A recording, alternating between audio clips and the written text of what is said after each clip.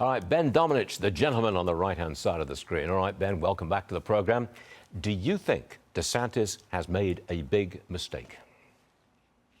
Well, I think he's made a mistake, but I don't actually agree with the Wall Street Journal editorial or with some of his critics who've said that he's someone who is basically throwing out the entire history of Republican foreign policy or something like that. I do think that in order to get to that point of peace that a lot of us want to get to, it's going to require strength. It's going to require resources. But getting there, I think, is going to be something that needs to be carefully defined according to the disputes that are, at the center of this conflict.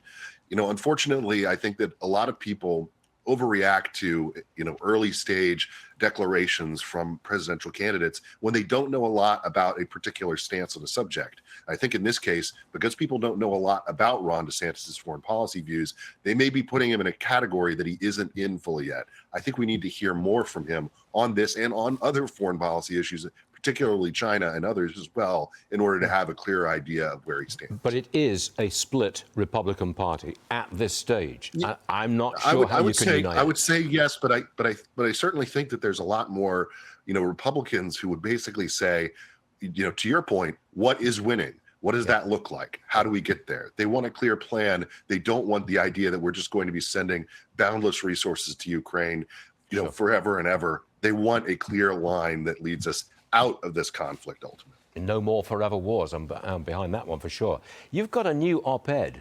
You argue that we need a new word for wokeness. We need a new word for wokeness. That's an interesting one. Why do we need a new word? And what should the new word be, Ben? Well, I think that there's something that's gone on here, which we've seen a lot in the past. You've had, social justice warriors. You had all different sort of titles for different things that were going on.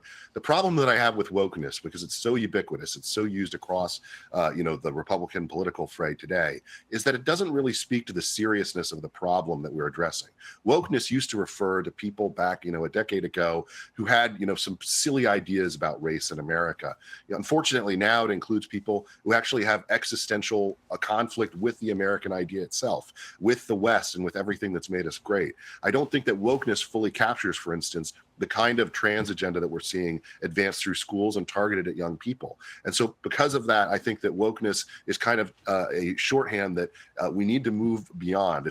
It's something politicians are going to use for the foreseeable future, but we need to understand that when it comes to this type of thing, there's a difference between people who are putting rainbow signs on their lawn about the people, refugees being welcome in their household, and people who actually want to indoctrinate your children with falsehood about who they are and who they are allowed to be, who want to purify the planet, starting with you and your family. Starting with you and your family, yeah. I'll start with you. All right, Ben Domenech, thanks very much, sir. See you again soon.